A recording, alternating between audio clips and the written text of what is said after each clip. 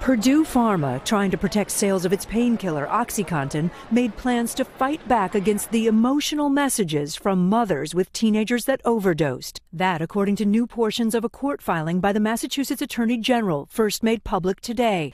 Debbie Boris's son Danny started abusing OxyContin in high school, then turned to heroin. That abuse opened up a monster inside of him that we have not been able to quiet. The visceral anger that I feel towards that company overtakes me physically.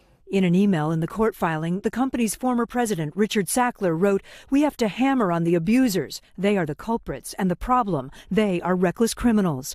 But the company also saw a potential business opportunity in those same abusers. Purdue explored acquiring drugs used to treat addiction, calling it an attractive market, according to the court document. Purdue executives discussed promoting the overdose reversal drug Narcan to the same doctors who prescribe the most opioids. In a statement, a spokesman speaking for Purdue and the Sacklers says casting those discussions in a negative light is an egregious mischaracterization, and the company ultimately declined to get into that business.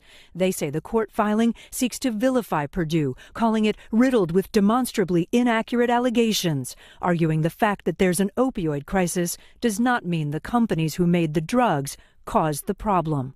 Kate Snow, NBC News. Hey, NBC News fans, thanks for checking out our YouTube channel. Subscribe by clicking on that button down here and click on any of the videos over here to watch the latest interviews, show highlights, and digital exclusives.